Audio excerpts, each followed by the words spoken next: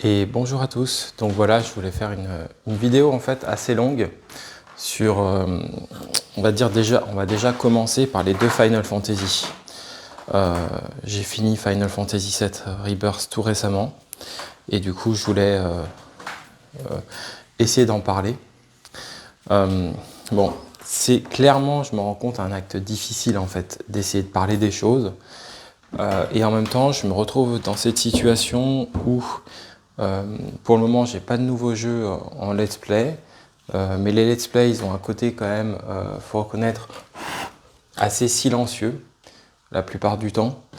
J'ai pas forcément envie de me retrouver à faire des lives aussi, parce que je trouve que dans les lives, il y a vite un côté un peu communicationnel qui me parle pas forcément beaucoup. Et donc, de fil en aiguille, au fond, je me rends compte que peut-être que l'une des choses qui me parle le plus, ça reste justement cette question de vidéo, un peu de pensée. De ce point de vue-là, le youtubeur Le Cadavre Exquis avait aussi raison. Donc voilà, c'est pas forcément un exercice que j'aime. Ouais, parce que je pense que c'est pas vraiment mon monde en fait de faire ça. C'est sûr que quand je fais des vidéos créatives ou quand ça passe par du silence, je préfère en fait. Parce que ça passe par d'autres biais, ou quand je vais partager une vidéo et quelqu'un va mettre un commentaire et que j'ai l'impression que la vidéo a été utile ou la personne a perçu des choses dans la vidéo, bah, ça me parle beaucoup plus parce que c'est un type de présence qui me parle davantage. Et à dire vrai, voilà, moi je sais pas comment font certaines personnes, quoi, que je respecte, hein, mais qui ont des chaînes importantes et qui parlent énormément tous les jours. Je crois que vraiment, ça serait difficile pour moi de le faire sans exprimer le fait que c'est difficile, on va dire. Il n'empêche qu'à un moment donné, il faut bien faire des choix, comme dit le personnage de Zack dans Final Fantasy VII Rebirth, et il faut essayer de cheminer. Et moi, actuellement, je suis dans une situation où voilà, j'ai aussi créé cette chaîne pour essayer de m'ouvrir des espaces, parce que les espaces qui vont m'attendre, qui vont continuer de m'attendre professionnellement, ne sont pas extraordinaires en fait. Et je trouve pas que d'ailleurs, même en regardant qu'il y ait des espaces vraiment extraordinaires, je tombe rarement sur des offres où je me dis c'est extraordinaire, c'est très très rare. Et peut-être les quelques offres disponibles, très rares, c'est des trucs de librairie par exemple, mais en fait, on les trouve même jamais tellement elles sont faibles. Donc tout le reste est relié à des choses souvent commerciales, ou alors évidemment avec des compétences particulières. Mais moi, j'ai jamais voulu être médecin ou tout ça, bien sûr. Donc bien sûr, tout ce qui est du côté des soignants, de tout ça, ça c'est différent si on a la formation et qu'on veut faire ça. Mais sinon, quand on recherche des choses et qu'on vient un peu du milieu de la culture ou de l'art, en fait, voilà, on se rend compte à quel point le monde est quand même vraiment mangé par du capitalisme, par des choses qui sont pas du tout là-dedans. Et il suffit de regarder un peu quotidiennement des offres en fait pour se rendre compte de ça.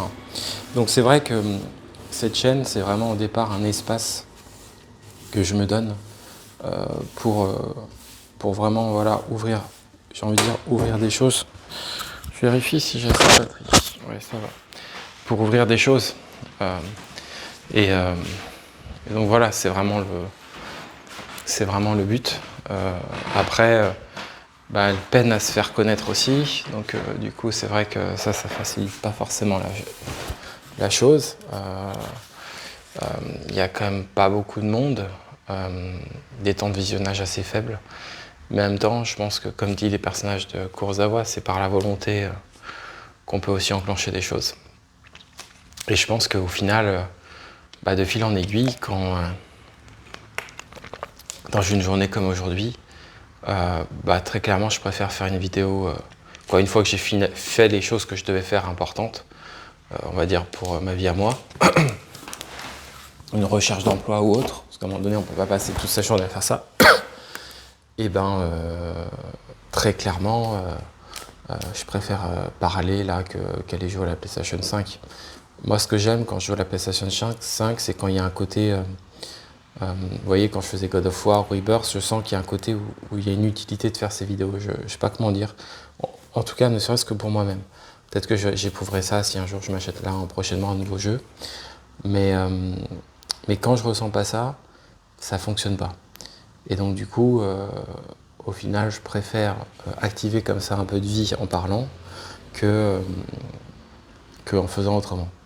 Puis il y a un côté un peu atelier au fond qui me va bien. Moi, j'ai jamais eu d'atelier pour faire de la peinture, mais il y a quand même un côté un petit peu atelier dans tout ça qui me va bien. Et puis aussi, je pense que finalement, quand on est seul, au sens où on n'a pas de moyens, quoi, on n'a pas de moyens créatifs. J'ai pas de moyens de créer un jeu vidéo, j'ai pas de moyens, on fait avec les moyens qu'on a. Et de la même manière que certaines personnes peuvent aller filmer dehors, je trouve qu'au fond, la pensée a une dimension créative. Et ça peut être intéressant de passer par là aussi. Et dans tous les cas, du coup, moi, ce que je voulais dire, c'est que en fait, j'ai eu un rapport particulier avec Final Fantasy VII Remake. Et je vais essayer de faire en sorte que cette vidéo exprime justement des choses un peu créatives pour que vous puissiez vous y retrouver, que vous puissiez l'écouter aussi plus tard en fragments, si vous avez besoin de l'écouter en fragments. Alors, ce que je fais là aussi, c'est pas du tout propre à l'enseignement. Je voulais aussi le dire pour éventuellement s'il y a des gens un jour qui vont enseigner. En fait, quand j'ai enseigné les arts au collège, ce qu'il faut comprendre, c'est que l'enseignement au collège, tout va très très très vite en fait. Donc en fait, à part si vous avez vraiment des très grands, donc lycée, je suis même pas sûr, mais je pense vraiment à des très grands après bac, où là vous pouvez potentiellement vraiment si vous avez un cours spécialisé, tout d'un coup faire tout un cours sur, je sais pas moi, Kubrick ou je sais quoi, sinon c'est très compliqué. Et encore, il faut aussi être dans un circuit, il faut qu'il y ait un certain type d'étudiants précis. Ça peut être, moi j'ai eu des cours d'université qui étaient très barbants, hein. Mais il n'empêche que si vous voulez atteindre ça, ça sera très compliqué de l'atteindre. Il vaut mieux passer par vos propres biais si vous n'avez pas ce genre de poste dans des classes plus hautes. Et comme je disais, encore dans des classes plus hautes, c'est pas garanti selon les écoles, les structures, que ça soit si intéressant en fait. Il y a à la fois ce que vous allez faire, mais après en soi, tout le cadre autour peut aussi plomber. C'est toujours un peu près pareil, hein. Pareil, si un jour vous voulez travailler dans l'industrie des jeux vidéo, vous pouvez autant être un indépendant comme le youtubeur Gags et manifestement éprouver vraiment des choses intéressantes. Et à l'inverse, être quelqu'un qui est très créatif et vous retrouver dans une grosse structure et ne pas du tout éprouver en fait cet aspect créatif des jeux vidéo. Donc ça a vraiment varié, ça a vraiment beaucoup varié, beaucoup dépendre. Et je crois que sur ça, il faut vraiment essayer de s'écouter. C'est la clé, hein, de toute façon. Et de ce point de vue-là, sur le fait de s'écouter, FF7 Remake, quand j'ai joué, j'avais déjà un peu la connaissance de Tetsuya Nomura. Je suis pas un grand joueur au départ de Kingdom Hearts, mais j'y avais un peu joué en fait. Et puis je connais quelqu'un qui est un fan absolu, quoi, qui sont très proches de l'œuvre, quoi. Et du coup, d'ailleurs, je dis une bêtise. Je dis une bêtise parce qu'en fait, c'est Final Fantasy VII Remake qui m'a mené à l'œuvre de Tetsuya Nomura. C'est l'inverse en fait. C'est vraiment l'inverse. Je suis idiot. C'est-à-dire que j'ai joué à ce jeu, j'y attendais évidemment beaucoup.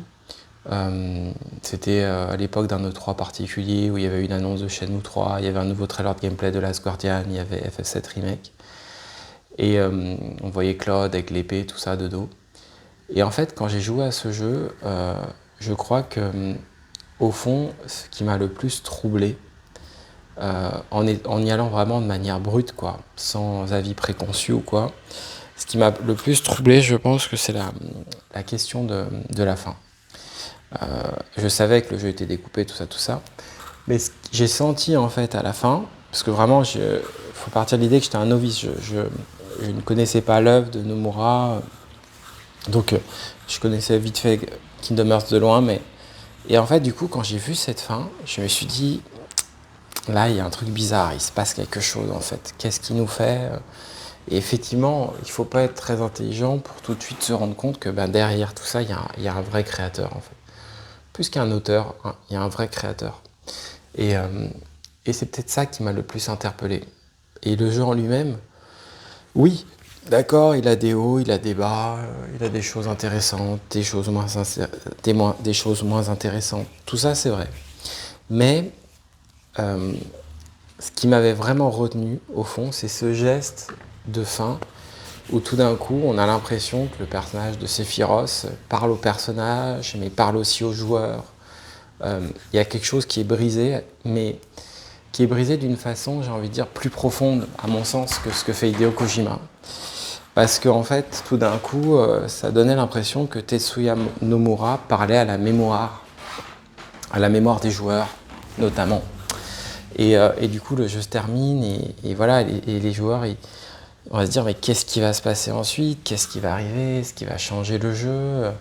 Et il y avait quand même ça, toute une chose. J'en parlais justement d'ailleurs avec cette personne, vite fait, qui est fan de Kingdom Hearts. Et, euh, et voilà, et je me disais que en fait, quand je l'avais ressenti, il le disait bien, il y a vraiment quelque chose dans le remake qui est, comme il dit, chirurgical, ultra précis, quoi. J'avais entendu de cette même personne qui disait que pour vraiment en profiter, il fallait y jouer en difficile. Alors moi, je l'ai fait en normal, j'ai trouvé ça assez dur. Et quand je l'ai refait 2 fois après, je crois, je l'ai fait en facile. Je préférais. Mais oui, ce qui est impressionnant dans ce jeu, c'est il y a à la fois quelque chose de très chirurgical, je trouve effectivement très tunnel.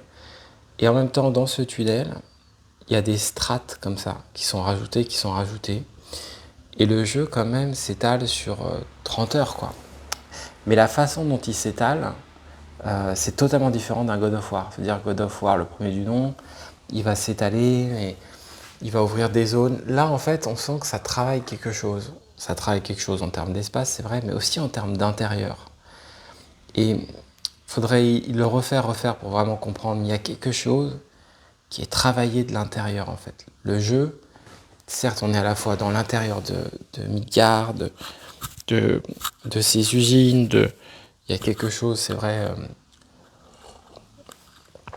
ça c'est vrai, mais en même temps, il y a quelque chose un peu en souterrain qui est travaillé, qui est travaillé avec les décors. Et, euh, et en fait, on ne s'en rend pas trop compte, mais quand on y joue, mais en fait, quelque part, ça vient agir sur nous. Ça vient très clairement agir sur nous. Et, euh, et du coup, quand l'œuvre finit, je pense que c'est ce qu'on peut appeler une œuvre ouverte. Vous voyez, un peu comme les créations de David Lynch, il y a quelque chose dans la façon dont l'œuvre elle est faite. Il y a quelque chose qui s'ouvre, il y a quelque chose qui reste ouvert en fait. Et ce qui est fort, quand je parlerai après de Rebirth, c'est qu'au fond ça reste ouvert, mais en même temps il y a une suite. Et même en jouant la suite, le premier volume reste ouvert. Le premier volume garde une sorte d'ouverture, quelque chose d'un peu inépuisable, qui effectivement pourrait peut-être se mélanger entre un aspect un peu chirurgical, très travaillé, mais en même temps comme si cette très grande maîtrise était aussi au service d'une ouverture. Elle n'est pas au service d'une étroitesse. Et ça, c'est fort. Et puis, il faut aussi dire que dans tout ça, bon, les gens en ont beaucoup parlé, il y a évidemment cette question de la musique, mais il y a aussi vraiment quand même cette question des personnages. Et les personnages sont très très beaux, quoi. Sont vraiment très très beaux. Les voix, même par exemple les doublages en français de Barrett, ils peuvent résonner, je trouve, encore à l'intérieur de nous, une fois le jeu fini. Et il y a une vraie émotion, en fait, des personnages. La mise en scène est aussi quand même très travaillée. Elle est assez belle. Et évidemment, il y a un système de combat qui est très dynamique et facile d'accès, en fait, profond, manifestement, si on va à des niveaux de difficulté élevés, et en même temps très dynamique. Et donc, de ce point de vue-là, on a une vraie modernité, en fait, du jeu original. On a vraiment un jeu qui travaille la mémoire d'un jeu culte. C'est quand même pas rien de oser se risquer à aller travailler la mémoire d'un des jeux sûrement les plus appréciés, quoi. Où la mémoire est l'un des ciments les plus forts. Donc c'est une œuvre assez impressionnante, c'est aussi une œuvre qui amène, à mon avis, et c'est intelligent de ce point de vue-là, qui peut amener aussi à vouloir découvrir davantage l'œuvre de Tetsuya Nomura. Et donc de ce point de vue-là, c'est super intelligent de sa part, quoi. C'est pas voulu, je sais pas, mais il y a quand même quelque chose, des multi-univers, qui évoque, on y joue même un petit peu, qui évoque Kingdom Hearts. Et en même temps, il y a une telle modernité dans le jeu que oui, quand on finit en fait ce jeu, c'est difficile, je trouve, d'aller vers autre chose au départ. C'est dur parce que on est vraiment face à une vraie création et d'ailleurs, si on doit comparer comme ça se compare pas, mais un jeu comme ça et un jeu comme God of War, le premier, là, c'est sûr qu'il crée en même temps quelque chose qui n'est pas ex nihilo. Donc c'est une création aussi qui a l'avantage de créer sur. Donc la comparaison ne va pas trop. Parce que God of War, ils se basent sur des choses, mais ils créent quelque chose vraiment de nouveau. Et là, ils créent quelque chose de nouveau, mais ils se basent sur. Il n'empêche que le résultat final, on a vraiment, quand on prend la disquette, je trouve que c'est un jeu qu'on a envie de mettre dans sa bibliothèque et de se dire, voilà, le mettre à côté d'un livre, par exemple, je trouve, ou éventuellement d'un film. D'un livre, c'est pas mal. Et donc voilà, il y a une puissance de création. On peut imaginer que c'est un jeu qui a demandé énormément de travail, énormément de moyens. Je crois qu'on est sur 6 ans de développement, au moins. C'est un jeu qui demande énormément de compétences dans énormément de domaines. Je sais pas ce que je pourrais dire d'autre. C'est quand même un jeu aussi qu'il faudrait dire, parce que là, vous voyez le boîtier PlayStation 5. C'est quand même un jeu... il était très impressionnant sur PlayStation 4. C'est un peu comme God of War d'ailleurs. C'est quand même des jeux où là récemment j'ai lancé Final Fantasy XVI. Alors bien sûr au final FF16 est plus beau, mais je pense, mais en termes de technique, hein. Mais quand même, ce que sortait la PS4, c'était ébouriffant quand même. Je veux dire que c'est comme si bizarrement c'était tellement beau qu'on n'en parlait pas assez, moi je trouve.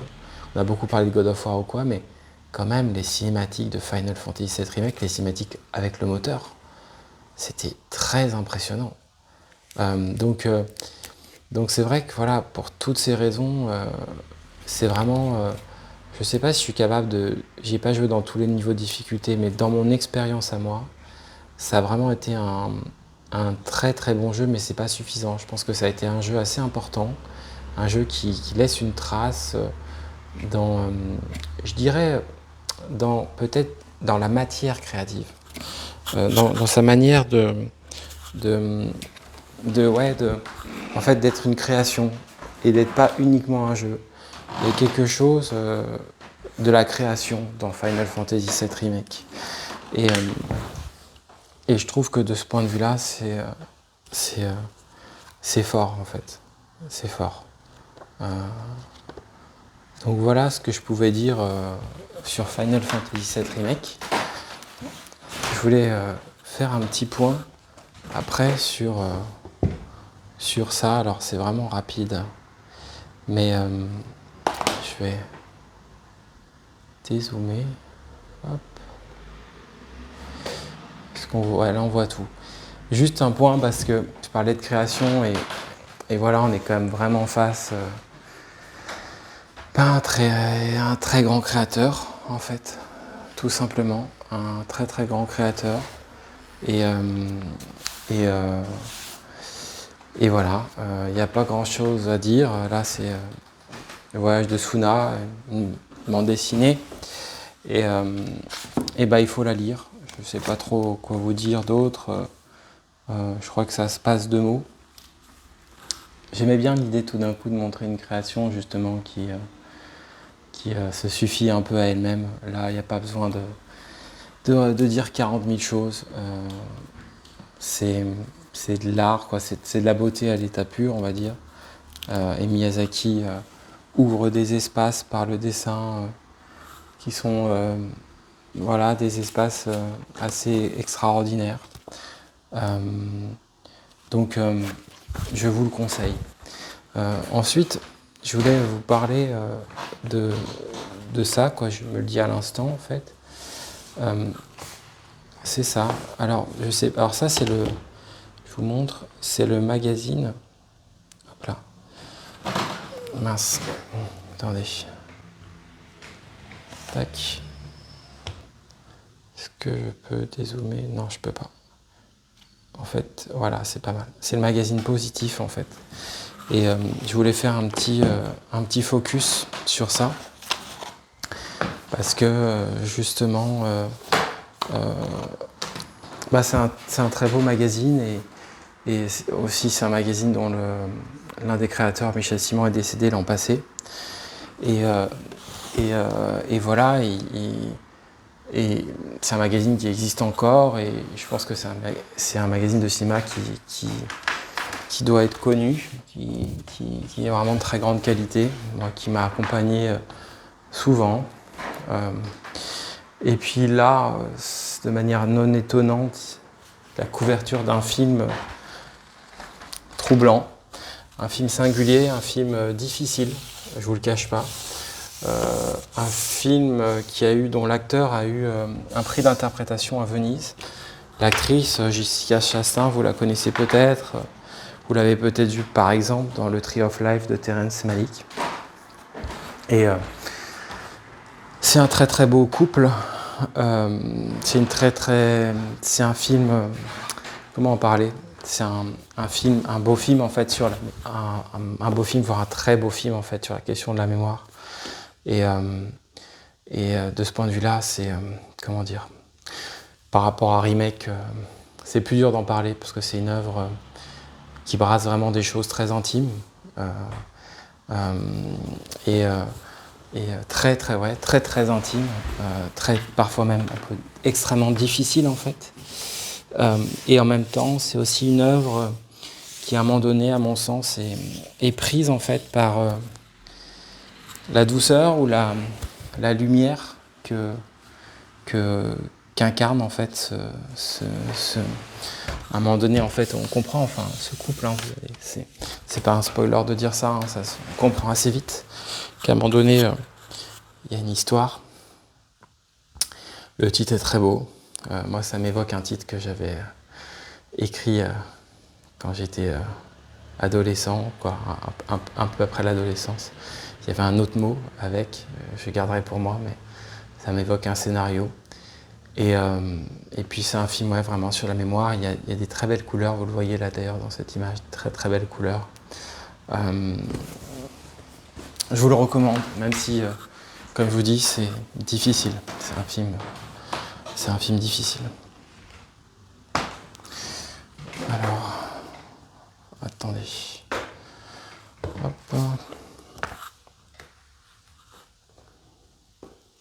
Voilà.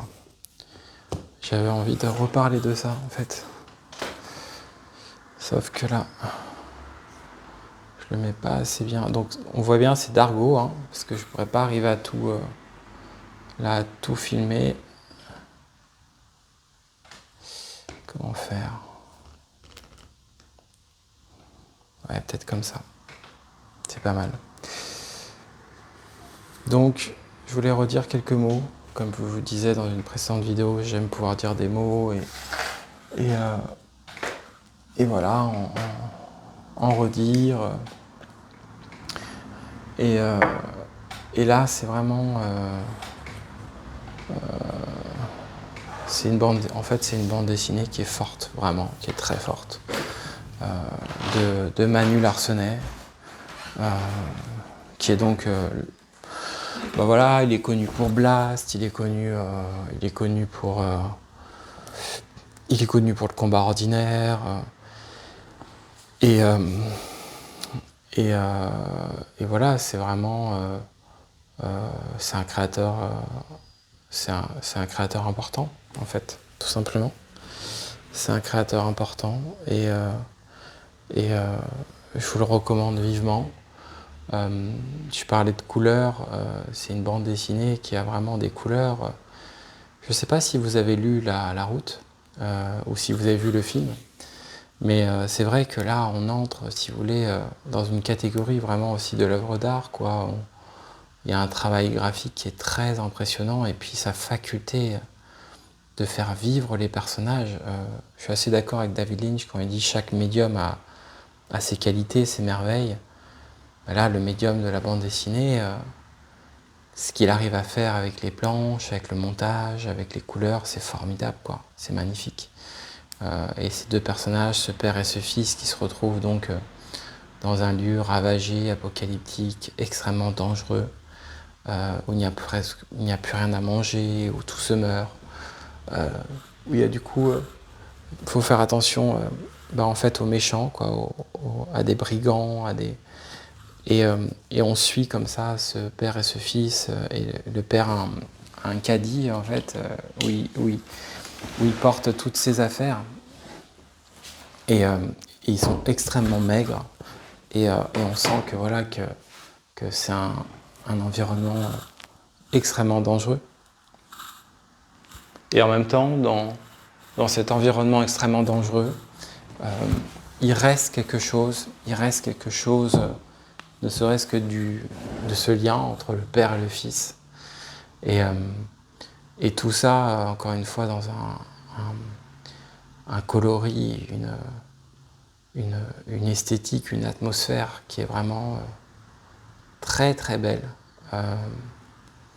Alors évidemment, je vous montrais avant le voyage de Suna, on est dans complètement autre chose. On n'est pas du tout dans le même genre de création que chez Miyazaki. Miyazaki est vraiment un créateur de beauté, souvent, même s'il brasse beaucoup de choses, mais il y a quelque chose quand même de positif. Là, on est dans un monde dur, un monde difficile. Mais il n'empêche qu'il y a beaucoup de beauté dans cette bande dessinée. Et c'est un peu, d'ailleurs, je parlais de Lynch, mais c'est un peu comme Lynch, c'est qu'il y a des créateurs qui brassent parfois des choses dures. Et pour autant, c'est pas parce qu'ils brassent des choses dures qu'il n'y a pas de beauté, quoi. Parfois, au contraire, il y a parfois énormément de beauté dans le courage, ou peut-être en tout cas, rien que le fait de brasser comme ça ce genre de monde, d'aller dans ce genre d'endroit, de parler de ce genre de choses. Et en même temps, là, comme remake, il ne crée pas ex nihilo, c'est une adaptation. Mais en même temps, quel travail. Ça a dû demander énormément de temps, c'est énorme. Et c'est aussi, à mon sens, une œuvre...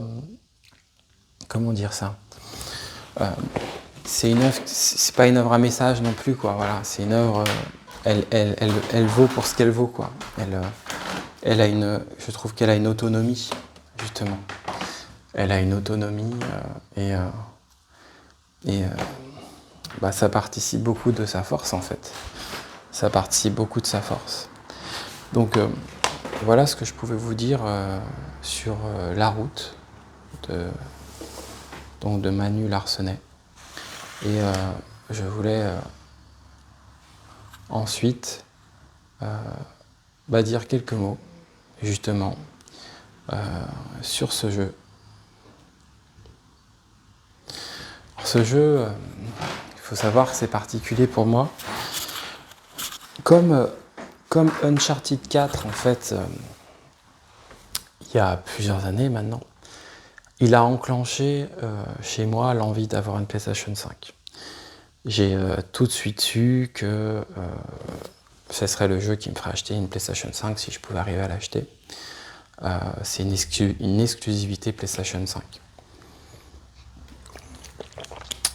C'est à la fois plus difficile d'en parler que Remake et plus facile. Le côté plus facile pour moi, c'est que c'est une œuvre qui est infiniment plus vaste, en fait. Remake, c'est pas dire plus profonde, mais Remake travaillait vraiment comme ça, cet espace. C'est là où on perçoit mieux ce qu'ils font. Faut pas oublier que c'est une trilogie, et donc du coup Remake travaille comme ça, ce petit espace, cette ouverture après vers le cosmos presque, et les mondes parallèles à la fin. Mais Rebirth, il faut comprendre que tout s'ouvre. C'est comme un monde ouvert. Tout s'ouvre. Comme le Breath of the Wild, ça s'ouvre tout d'un coup. Et dans cette ouverture, il se passe beaucoup de choses. Beaucoup de choses, des lieux, il y a beaucoup de choses. et tout s'ouvre, et ça avance, et c'est un voyage, etc. Il y a vraiment un côté, vraiment, j'ai envie de dire, je parlais de Kingdom Hearts, Disney. Ça s'ouvre, ça s'ouvre, ça s'ouvre. Et ça s'ouvre aussi d'un point de vue technique, contrairement parfois à certaines personnes que j'ai entendues, ça s'ouvre. Tout d'un coup, les textures, mais surtout la profondeur de champ. Une profondeur de champ dont la PS4 est incapable, littéralement. Chargement des données, SSD, il y a vraiment une ouverture, et de ce point de vue-là, pour moi, hein, c'est clairement plus impressionnant qu'un Hogwarts Legacy, techniquement. Il y a quelque chose qui s'ouvre très loin et qui est assez impressionnant, j'allais dire assez magistral même par moments. Sans compter que tous les visages, la modélisation, tout est amélioré, tout est plus profond que dans Remake à mon sens. Donc ça, c'est vraiment, j'ai envie de dire, l'aspect plus facile de cette œuvre, qui est de percevoir au fond cette ouverture. L'aspect plus difficile, c'est qu'au fond, comme dans Remake, c'est que dans cette ouverture, il se passe des choses souterraines. Et là, c'est plus compliqué. Il se passe des choses souterraines dans cette ouverture, en fait. Et donc, du coup, on avance, mais en même temps, dans cette avancée, en permanence, il y a des obstacles, il y a des noirceurs, il y a des mélanges de temps, il y a des mélanges de mondes, il y a des repères qui se brouillent. Il y a le personnage, par exemple, de Zack. Et du coup, à la fois, et en même temps, ça s'embrouille, ça s'en mêle. Et donc, petit à petit, ce qui est fort, c'est que on a l'impression tout d'un coup d'assister à un monde ouvert, mais un multi-univers, quoi, qui commence à prendre forme. C'est-à-dire que, comme si finalement le monde ne pouvait pas se limiter à ce monde. Comme Remake, ça ne peut pas se limiter à ça. Il y a toujours des ailleurs, il y a toujours des personnages qui sont lointains, qui sont ailleurs, qui arrivent, qui disparaissent. Et sans compter que le joueur a toujours sa mémoire de joueur, du jeu original. Donc, ce qui est assez impressionnant, même plutôt assez vertigineux, c'est que le voyage, il se construit aussi dans cet emmêlement. Et de ce point de vue-là, la fin est totalement différente de Remake. Peut-être que Remake a vraiment un charme, encore une fois, de l'œuvre constituée, créatrice, qui garde vraiment une ouverture comme ça dans quelque chose qui était, encore une fois, donc assez chirurgical, très travaillé. Dans Rebirth, Rebirth appelle de toute façon vraiment le troisième volet. On pourrait penser que Remake aurait presque pu se terminer là. Et on serait resté avec notre mémoire. Là, très clairement, on peut pas.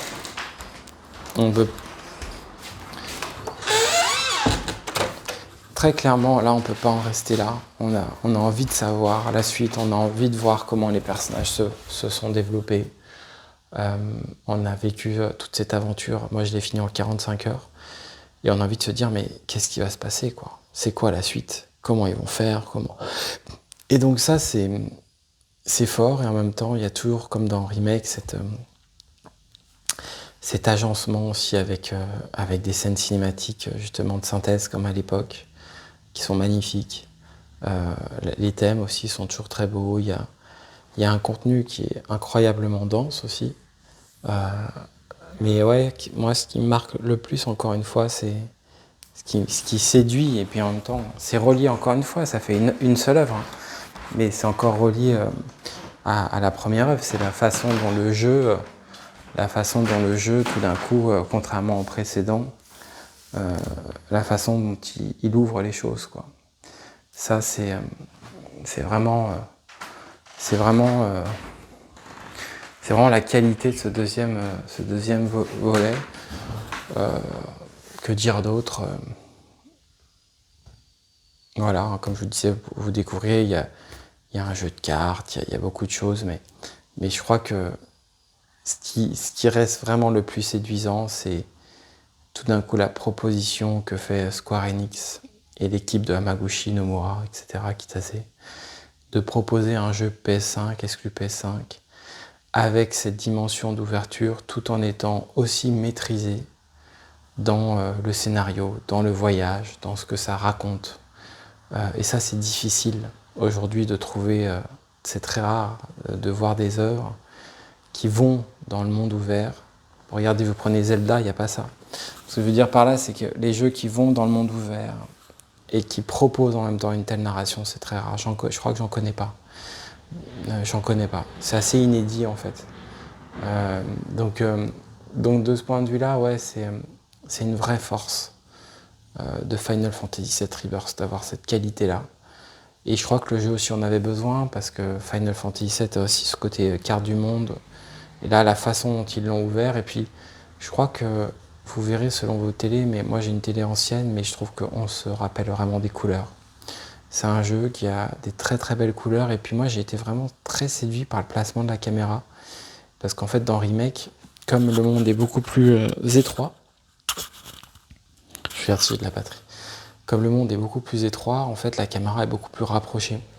Et en fait, dans Rebirth, il y a une sorte de caméra plus lointaine. Et moi, qui m'évoque un peu plus le jeu original, justement. Et, euh, et ça, franchement, c'est formidable. Il y a une esthétique, je trouve, qu'il y a une émotion de l'esthétique, qu'il y a une finesse, en fait, qui est grande. D'ailleurs, j'étais triste de voir que, si vous allez sur la chaîne, les lives représentent vraiment la qualité graphique du jeu, mais les vidéos enregistrées, non. Le jeu est beaucoup plus beau. Il y a une compression qui fait qu'on perd vraiment, on perd vraiment en qualité, quoi. Donc voilà ce que je pouvais dire sur ça. Là, il y a 3 œuvres. Hein. On a le jeu original, Remake, Rebirth, pour le moment. Ça fait 3 œuvres reliées à cet univers. Puis il y en a d'autres, mais en termes d'œuvres majeures. Et la suite arrivera, j'imagine, dans quelques années. Donc voilà. Puis je vous ai parlé là de ces quelques œuvres aussi, l'œuvre de Miyazaki et de Manuel Larsenet. Voilà, chaque média a ses qualités. En tout cas, dans le cas de Rebirth, on a vraiment, on sent qu'on l'a joué quoi, avec la manette. On sent que c'est un jeu qu'on a joué. C'est pas un jeu qu'on a juste regardé. C'est un jeu qui s'est éprouvé avec la manette. Et ça, c'est une qualité. C'est que ça montre que c'était un vrai jeu quoi. Donc voilà, je regrette absolument pas. Et je le conseille évidemment à tous. Très bonne journée à tous. Au revoir.